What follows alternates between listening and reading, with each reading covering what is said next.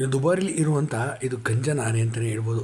ಹೌದು, ಗಂಜನ ಆನೆನ ನೀವು ಈಗ ಮೈಸೂರು ದಸರಾದಲ್ಲಿ ನೋಡಿರ್ತೀರ. ಮೈಸೂರು ದಸರಾದಲ್ಲಿ ಅಟೆಂಡೆನ್ಸ್ ಹಾಕಿದಂಥ ಗಂಜನ ಆನೆ. ಹೌದು, ಮೈಸೂರು ದಸರಾದಲ್ಲಿ ನೋಡಿದಂಥ ಪ್ರತಿಯೊಬ್ಬರು ಕೂಡ ದುಬಾರಿಲಿ ಇಷ್ಟು ಮಳೆಯಲ್ಲೂ ಕೂಡ ಬಂದು ಗಂಜನ ಆನೆನ ನೋಡೋಕ್ಕೆ ಅಂತಲೇ ಬರ್ತಾಯಿದ್ರು ಅಂತಲೂ ಕೂಡ ಹೇಳಿದ್ರು ತಪ್ಪಾಗೋದಿಲ್ಲ. ಯಾಕೆಂದರೆ ಗಂಜನ ಆನೆ ತುಂಬಾ ಅದ್ಭುತವಾಗಿದ್ದಾನೆ, ನೋಡೋಕ್ಕೆ ಕೂಡ ತುಂಬಾ ಚೆನ್ನಾಗಿದ್ದಾನೆ. ಅಲ್ಲಿ ಹಿಂದೆ ಒಂದು ಆನೆ ಕಾಣಿಲ್ಲ, ಅವನೇ ಧನಂಜಯ.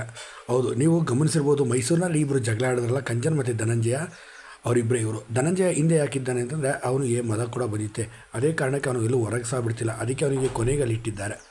ಇನ್ನು ಕಂಜನ್ನಿಗೆ ಅವತ್ತು ಓಡಿಸ್ಕೊಂಡು ಹೋದಾಗ ರೋಡಿನಲ್ಲಿ ಬಸ್ಗಳ ಮಧ್ಯದಲ್ಲಿ ಓಡಿದಂಥ ಆನೆನೇ ಇದು ಕಂಜನ್ ಆನೆ. ಹೌದು, ಧನಂಜಯ ಜೊತೆ ಜಗಳಾಡಿಕೊಂಡು ಅವತ್ತು ರಸ್ತೆ ಮೇಲೆ ಬಂದಿದ್ದಂಥ ಇವನೇ ಅವನು.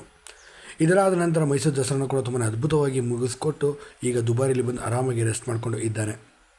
ಮೈಸೂರಿನಲ್ಲಂತೂ ಸೂಪರಾಗಿ ಒಳ್ಳೆ ಊಟ ತಿಂಡಿ ಮಹಾರಾಜರ ಮನೇಲಿ ಚೆನ್ನಾಗೇ ಇದ್ದ. ಇಲ್ಲೂ ಕೂಡ ಚೆನ್ನಾಗಿ ನೋಡ್ಕೊಳ್ತಿದ್ದಾರೆ ಮಾವತರು, ಅದರಲ್ಲೇನು ಎರಡು ಮಾತಿಲ್ಲ. ಆದರೂ ಮೈಸೂರು ಅರಮನೆ ಅಲ್ವಾ ಅದು.